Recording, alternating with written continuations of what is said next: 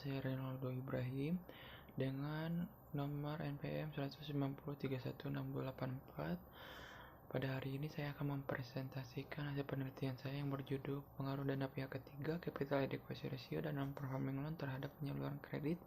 Studi kasus pada bank umum konvensional yang terdaftar di Bursa Efek Indonesia periode 2015 sampai 2019.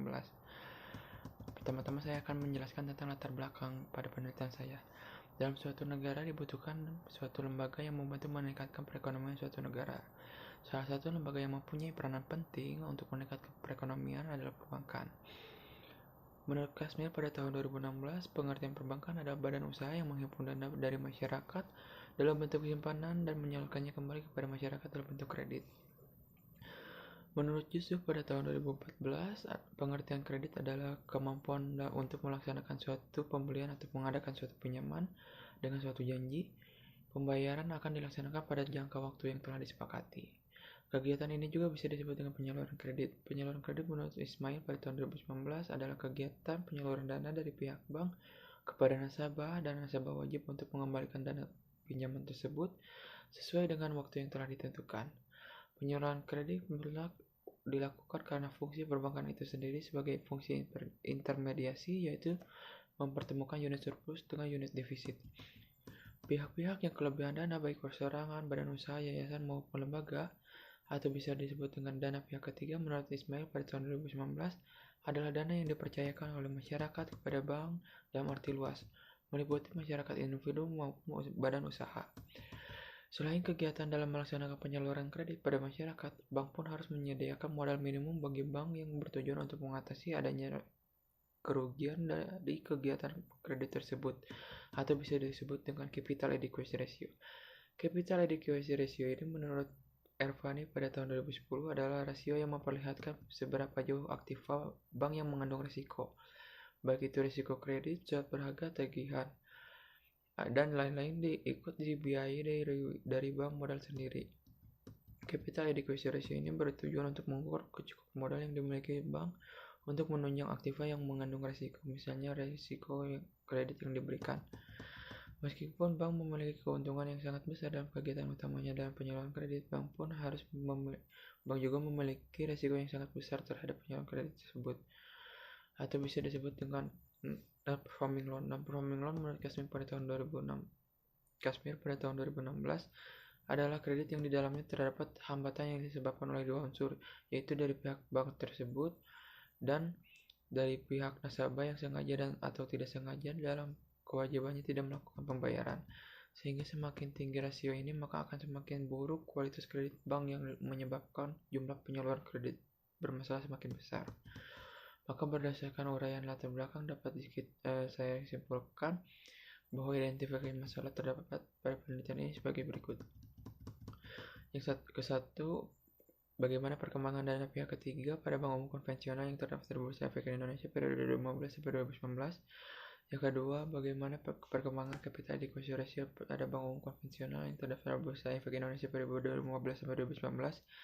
Yang ketiga, bagaimana perkembangan non-performing loan pada bank umum konvensional yang terdaftar di Bursa Efek Indonesia periode 2015 sampai 2019. Yang keempat, apakah ada pengaruh dana pihak ketiga, Capital Adequacy Ratio, dan non-performing loan terhadap penyaluran kredit secara simultan maupun parsial pada bank umum konvensional yang terdaftar di Bursa Efek Indonesia periode 2015 sampai 2019. Selanjutnya di sini ada hasil penelitian dan pembahasan pada uji T atau uji parsial.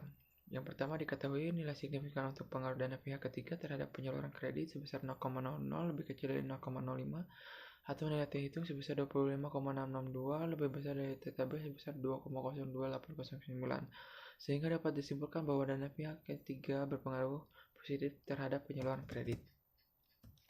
Yang kedua, di sini diketahui nilai signifikan untuk pengaruh dan Capital Adequacy Ratio terhadap penyaluran kredit sebesar 0,017 lebih kecil dari 0,05, atau nilai T hitung sebesar min 2,06 lebih besar dari T tabel sebesar 2,02809, sehingga dapat disimpulkan bahwa Capital Adequacy Ratio berpengaruh negatif terhadap penyaluran kredit.